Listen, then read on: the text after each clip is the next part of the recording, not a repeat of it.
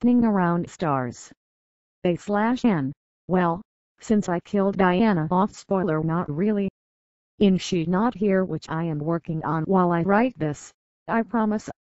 I decided that I needed some Dan/Diana and the SS.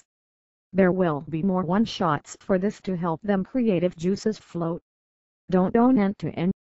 Dan hadn't left his dorm room for days, studying for his midterm.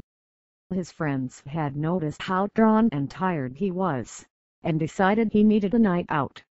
They knew about the girl he was trying to impress with a high test score. She sat next to him in economics and never really talked to him. Dan would always fawn over her when class was over and he was talking to his friends. Behind his back, his friends would mock the foolish expressions he would pull whenever he talked about her. George had gotten the guys together to stage an intervention, and at 6:00 p.m. on Friday, December 17th, Dan's life changed forever. Daniel Goodman. George cried, kicking open his best friend's door. Come on, dude. It's a Friday. Dan leapt out of his chair, holding his large textbook protectively and his wide eyes on the mob of his friends. He looked unsure and was about to decline when his other two friends, Carl and Sean, picked him up by the armpits, and Charlie ripped the textbook out of his hands. No, really guys, Dan didn't get another word in because George duct-taped his mouth shut and helped his friends carry him to George's old pickup truck. Tossing him in the back in between Carl and Sean, George climbed into the driver's side and Charlie in the passenger seat. When Carl ripped off the duct tape, Dan gave a cry of pain. A few strands of his facial hair rested on the duct tape now. Where are you taking me?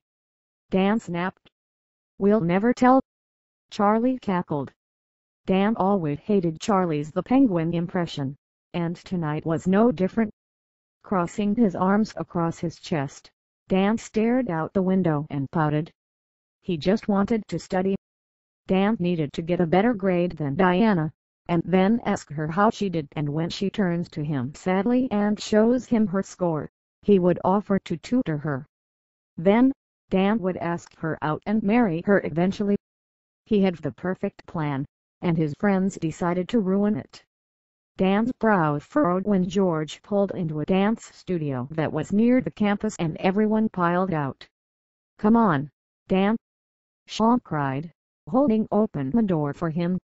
I'm not dancing, he said slowly, fearing for his friend's sanity. His friends all started laughing and reassured him he wasn't going to do the dancing.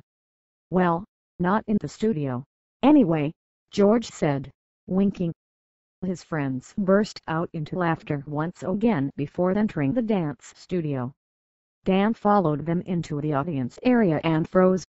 Leading the class of little girls trying to dance was Diana. Her long red hair pulled away from her face, and her dance uniform fitting so well every curve was accentuated. Dan's jaw dropped at the way she moved around and carried herself. She was beautiful even when helping up a little girl who had fallen.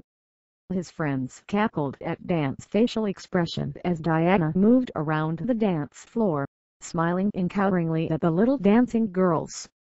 The class was over, and the girls' mothers whisked them away one by one until Diana was the only person left besides the college boys.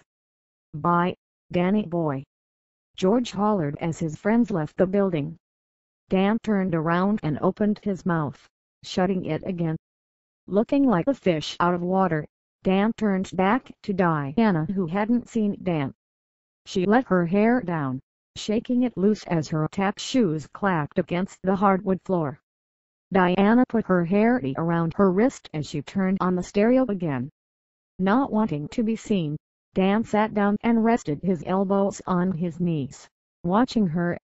The number started out with what sounded like a heartbeat, and Diana's eyes closed as her heels started tapping along with the beat. Soon, it was like someone had shocked her with a bolt of electricity. Her whole body came to life when the song did, every inch of her moving and her shoes clacking brilliantly against the floor. Diana's eyes were open, but glazed over in concentration as she listened to the music. Dan watched with his jaw drop. When the song was over, Diana was panting and shaking her sweaty hair. Dan found himself standing and clapping loud enough for her to hear. Startled, Diana leaned against the ballerina's bar. "Oh my God," Diana cried, putting the hand to her chest. "You scared the hell out of me. You read a guy from Econ, right?" Dan nodded. "I'm Dan," he blurted out, smiling nervously. Diana looked him over a few times before smiling weakly. "Diana," she said. "Hey I'll be right back. I just need to change into street clothes. Feel free to look around though." Dan nodded and watched as Diana's hips swayed toward the dressing room. Once the door closed, Dan did a victory dance. Diana knew he existed. Diana told him to wait for her. Suddenly, he wished he could thank George for what he did. Diana came back out with her hair hanging in a braid and a tight sweater and jeans. She was still flushed from her exercise and her keys were jingling in her hand. Diana led Dan outside before she locked the studio. "It's run by my big sister, Rhonda," Diana explained. "So, I help teach the kids and stuff. You coming?" she asked, making her way to her beat-up Ford.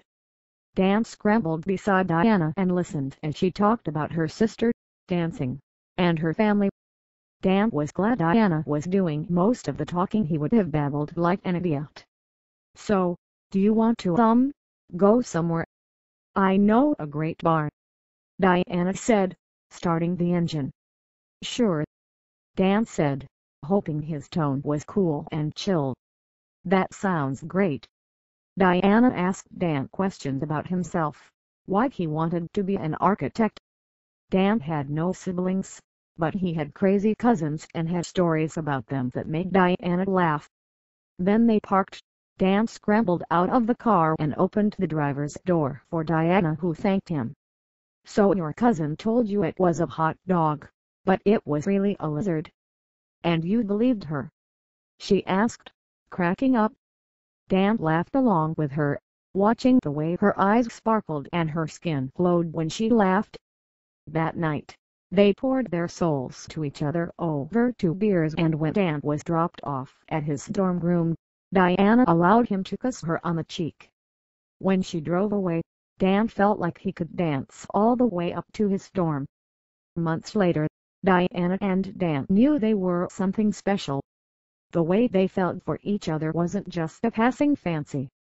When Diana told Dan this in March, they decided to move in together in an apartment complex near campus that coming fall.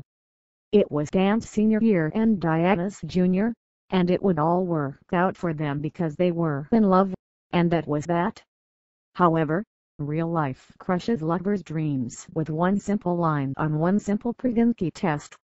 Diana Gray sat on the toilet seat, staring at the little test in her hands. Her breathing became shallow and fast, eyes burning with tears. "I can't sit here forever," she told herself as she sobbed. "I have class in an hour." Diana didn't care. She stuffed the pregnancy test in her jeans and left to where Dan was sitting and reading the paper. "Dan," she called while wiping away tears. Dan looked up for a moment before he leaped up out of his seat. "Dan, I am pregnant." Dan's mouth was moving, but he wasn't saying words. It was as if someone had muted him like one would mute a television. He made his way over to his sobbing girlfriend and held her close. "It'll be fine," Dan reassured her. "We'll make this work, Di." "No, we won't," Diana snapped. "How could this possibly work?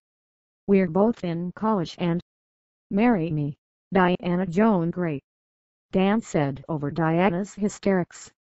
"Marry me," he repeated, getting down on one knee and looking up at his girlfriend. "I couldn't think of anyone I'd rather have carrying my child, staying beside me as my wife." Speechless, Diana nodded furiously. Giving a shout of joy, Dan wrapped his arms around her waist and lifted her up, spinning around. Diana kissed him repeatedly, her tears drying. "Dan, what do we tell our parents?" she said suddenly, her hands on his chest. Dan smirked and kissed her again. "We don't. We'll elope next week," Dan promised, stroking his girlfriend's cheek. "Diana, we're going to have a baby," he cried, laughing and running a hand through his hair. "This is great." The next week before the planned elopement, Diana danced around the apartment as if she were spinning around 1,000 stars. The couple couldn't be happier,